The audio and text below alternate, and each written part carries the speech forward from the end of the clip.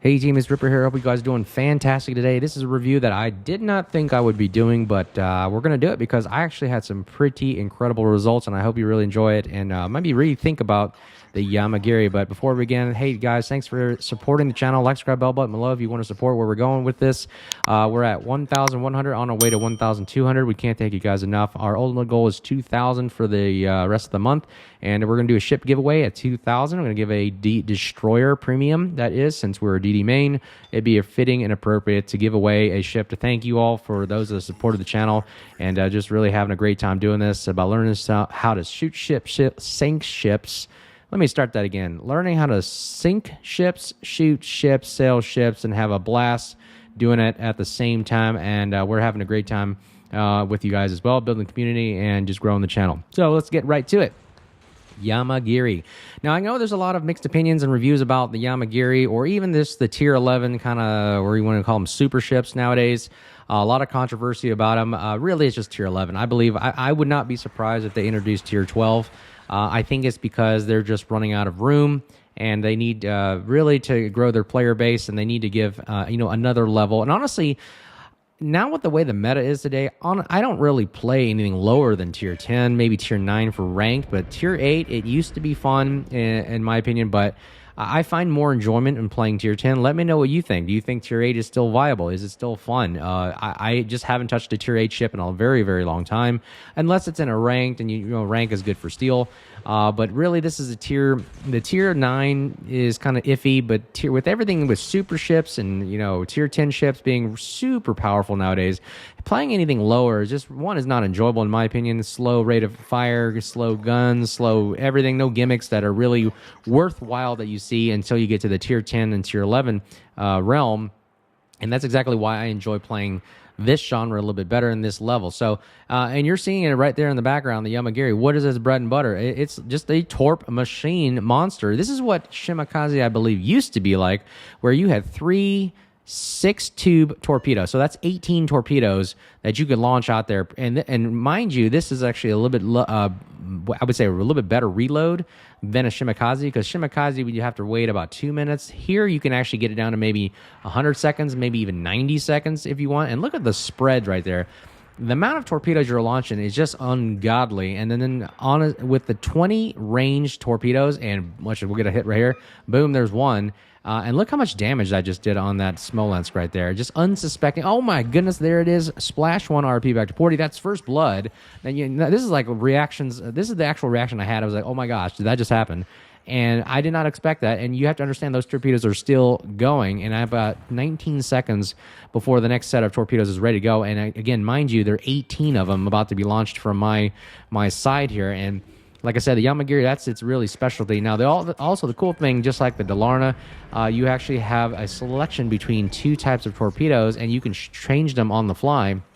And what I'm launching is the 20-kilometer torpedoes. The other selection you have is the F3 infamous torpedoes, which are 8 kilometers, but they are super fast, and they are a little bit more difficult to detect. I think they have a detection range of about 1.6-ish or 8-ish, somewhere around there, which gives you about maybe, I would say, 7-second reaction time, as opposed to the normal Shimakaze long-range torpedoes, which you get about a 2.5 detection.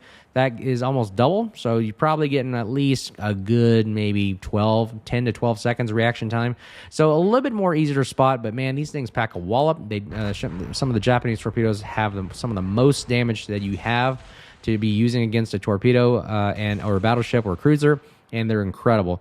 Now, the other cool thing I like about the Yamagiri is, if you notice, look at the concealment, 5.6 concealment, which means you literally outspot almost everything in the game, subtracting submarines. So for you to be able to have a 5.6 kilometer detection is incredible, which means you're spotting people right off the bat, a very, very good deal. So that's one of the attributes I really like about the Yamagiri, is you're outspotting everything. But you got to keep in mind that you're going to have to stay away from radar, like as always. Like, what destroyer doesn't do that? And now you notice, look at the playstyle I'm doing. I'm not rushing in there with my head cut off, trying to die right off the bat. I'm actually playing more of a standoffish role, because why? Our 2 torpedoes can actually go out there and reach and touch somebody. So why play so aggressive? Because we're not really a gunboat. We're really more of a torpedo boat, and we're really good at capping and spotting. So that's how, in my opinion, how you play the Shimakaze, Yamagiri, Kitakaze, all these kind of style of destroyers where you're really kind of more standoffish, and when you need to use your guns, you use them as a defensive measure, really, but your bread and butter really is the torpedoes and spotting, because you outspot everything, you torp really quickly, and you're pretty quickly or maneuverable across the map.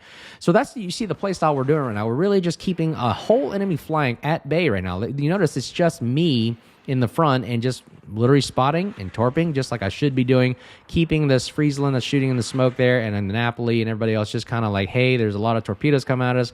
Let's hold off on this flank. So that's what you actually are very, very powerful at with the Shimakaze, Yamagiri kind of and Hayate kind of play style. So that's what we're doing. Look, our torpedoes are ready to go again. Look, we already have one set out there. We're launching another set, which means you have a total of what? 18 times 2, 36 torpedoes out there on the screen right there. That's incredible without a reload booster. So, we have the Hanover over here. We have to keep in mind. So, look, we outspot the Friesland. We outspot the Hanover. We outspot everything here. We're launching torpedoes. Look, the torpedoes are on cooldown, 1 minute and 20 seconds. Fantastic. And we got smokes and engine boost. Now, here's the other cool aspect. You look at the bottom left screen there. Near my gun, my HE shell icon, there's that little 3 symbol F key, and that I call that the funny button. But basically, that is the burst fire mode where you're launching 3 salvos in rapid succession, and I think that actually does very, very well the Yamagiri. I've kind of have this. I'm trying to build the Yamagiri to more of a gunboat style, because I do believe these guns are pretty credible. Ooh, there it is, splash 2, devastating strike. RIP back to Porty. Sorry, Friesland.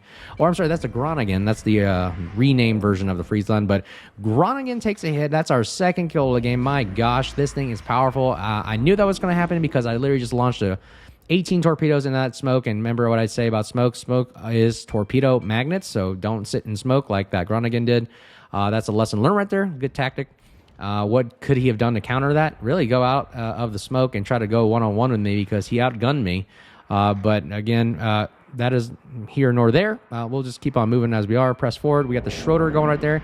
He is coming right out. Now watch the power. We're going to focus on guns right here. So now we're the only ones spotting. If I smoke, he's going to probably disappear unless he fires.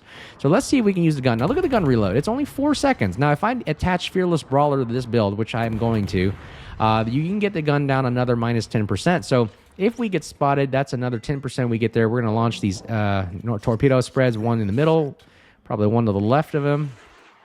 Just in case he starts backing up and in case he turns or speeds up away. So we have a nice even spread to cover all his tracks. So there we go. One in the back, one in the front right there. So we have 18 torpedoes heading. This is probably the most devastating thing. But you know what? It's so tempting to just fire right there. And the gun reload is actually pretty good for this type of ship. I mean, it's just as good as a Summers or just like the Kunming. You can really get some nice shells on this thing. And look, it's actually doing...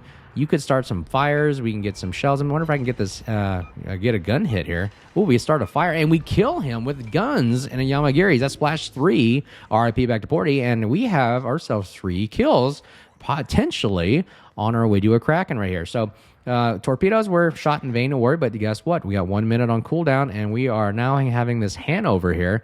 And let's see here. We are holding this entire flank off literally almost by ourselves, because the rest of the ships are either... The Hanovers is running away, and the Napoli is behind an island. So, again, I don't know what they're doing there. What's the strategy or mindset there? But we've got 2 caps. We're not really in a rush to do anything other than hold this flank at bay. You see how powerful torpedoes can be. Nobody's going to push Alpha Cap. They see all the torpedoes. They're kind of playing conservative. Hanover here is slowing down, as you can see by the reticle, and our torpedoes are 30-second cooldown. So let's kind of, while we're waiting on cooldown and we're going to launch a spread here, let's recap about what I like about the Yamagiri and what I don't like. The big pros of the Yamagiri that I'm really surprised that I did not expect to have. I have another game that is similar along this playstyle, which you're kind of playing standoffish right off the bat, spotting, torping, and just kind of waiting until the right moment to push. And you can see what we're doing right here. The biggest things I like about it is, one, the torpedoes are out to 20 kilometers. There are 6 tubes. So you're shooting an extra, 3 instead of a Shimakaze's 5 tubes. So look at that. There's 1, there's 2, and so shoot one in front of it. So right there, we got 18 torpedoes in the water instead of 15. They pack a wallop. They're 20 kilometers. That's something I really, really like.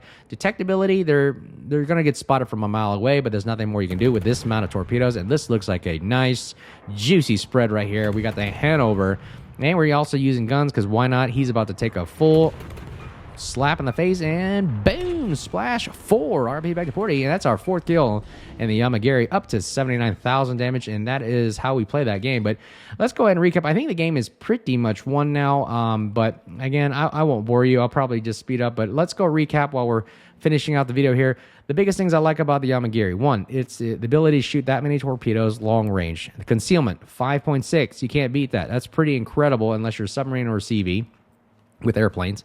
The other one is, surprisingly, I'm very shocked to say this, but the guns are not bad. I mean, it has the burst fire mode, which you saw, maybe I've used it maybe once or twice there, but you really, and then maybe in another video I'll show it to you, can finish off really unsuspecting DDs or cruisers that are just about to die. You pop in the burst fire and you shoot it, and it really melts DDs that are almost dead, and the cruisers as well. But the gun reload for 4-second reload, it's not bad because you can actually use that to your advantage, especially if you're firing from distance or kind of just finishing off or just wanting to start fires, pop the smoke, and get out of dodge. The F3 torpedoes are also a nice search, so you have the option of shooting either the long range or the short range. Switching back and forth gives you a lot of options, which a lot of people are asking for, because sometimes when you're getting rushed by somebody that's fast cruiser, radar cruiser, whatever that may be, sometimes you may need to use that fast-firing torpedo that's a little bit more hard to detect but quicker, and that packs a wallop. So I've caught a couple ships with those F3s really, really well. Smoke is standard on a Japanese destroyer, that you really use them more, in my opinion, as a defensive role. I really wouldn't recommend it as an offensive, because why? You don't have any heals. And what did I say about destroyers? If you want to be a gunboat, you got to have heals. And that's why I like a lot of the Soviet, the European, and the British, because they have the healing capability to forgive mistakes, because you're going to make a lot of them. But the playstyle Yamagiri is more standoffish, so you're not really attacking DDs head on, and why would you? Because you have no heals, your guns are slower, and you don't have the great of HP pool. Now, I could have built into survivability, which would have added, an extra 3,900-ish to my HP pool. But what am I? I'm not really a destroyer DD gunboat. I'm really a torpedo boat. So having 22,200 at this tier is not necessarily the end of the world, because I have the ability to smoke, get out of dodge, run, and my concealment's good as long as I don't fire my guns, and just run away. So that's how I would play the Yamagiri. You really don't need to go one-on-one against a destroyer or a cruiser, mind you, but really stand off and kind of more of the long-range torping, capping, pushing when necessary, spotting for your enemy team, maybe even hunting CVs down. If you're with the concealment of 5.6, you really can stay stealthy and roam around the map at free will, and it's pretty quick. You notice we're getting up to, without engine boost, about 39.5, 40 knots. Engine boost to get about 44 knots, so pretty darn maneuverable and quick across the map. The ship handles great. I didn't see an issue with me maneuvering this thing for my playstyle. Let me know what you think about the comments below of how this thing runs. As you can see, we're just zipping across the map, just trying to spot, tank, shoot, whatever. And you'll see me use the burst fire here against maybe one of the cruisers. But wow, this is like my second game in the Yamagiri with 4 kills and 79,000 damage, dev strikes, first blood. I mean, this is just me playing it for the first couple of times, and I have to say I was very shocked that I definitely have to put my seal of approval on it. It's actually, I recommend this ship for those that like the torping style, and maybe even playing with the gunboat build, because which is what I'm going to build. I need to get the Fearless Brawler, because the gunboat build, I believe, could be pretty devastating, especially when you're catching destroyers and everybody on their last breath, like right here, the Alaska. Look at that. Here comes the burst fire, and look at the amount of shells you see in the air right there, and that's exactly what that burst fire is capable of. I bet you if we had nobody shooting at that Alaska, we would have gotten that final kill. And look at that wave of torpedoes. Nobody can just survive that onslaught right there. But let me know what you think below about the Yamagiri. Is this a viable ship? The only downside that I have to say right now is that it costs a lot. Every time I play it, it's costing me about 25 to 100,000 credits to play. You don't make any money off of it. This is pure enjoyment. It's really just to have fun. But isn't that what World of Warships is all about? Having fun. And it's tier 11. So that is probably maybe the controversy and the cons about this. But honestly, I don't really see any other bad things about this ship other than the lack of heals for a DD gunboat. But we're not playing this like a DD gunboat. We're playing it like a torpedo boat, like I said. So yeah, if it had heals, overpowered. If it had faster firing guns, overpowered. Because 18 torpedoes, long range, ability to switch between a burst fire and an F3 torpedoes with engine boost and smoke. Man, this thing is pretty powerful. I actually had another game with it, almost a Kraken, so I'll have to show that, do another kind of gameplay review. But again, Let me know what you think below about the Yamagiri. I'm about to go into the actual build to show you what I'm talking about here. Let's take a look at it. Okay, so looking at the end of the game there, yeah, 4 kills right there, 79,000 damage, and let's take a look at the build. Second in the team, pretty good right there. Again, hey, thanks to all for supporting the channel. Like, subscribe, bell button below.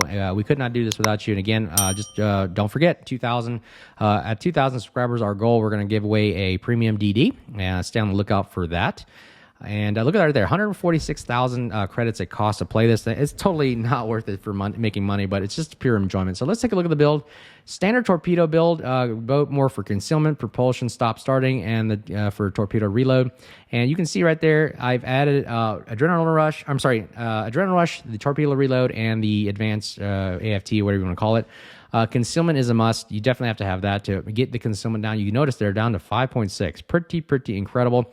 But here's my build for the commander. Now, if I add a Fearless Brawler, the gun reload is going to get down to maybe about that 4-second, maybe less than 4-second range. And with Adrenaline Rush kicking in, even better. So I definitely recommend in my opinion, the only thing you really need for torpedoes is the reload time. Once you get the reload time down to at least below 2 minutes. So like right now, the torpedo reload, the Type 93, you can see right there, it's at, 118 seconds. With all the extra boosts and everything like that, you can get it down to maybe about 100 seconds to 90 seconds.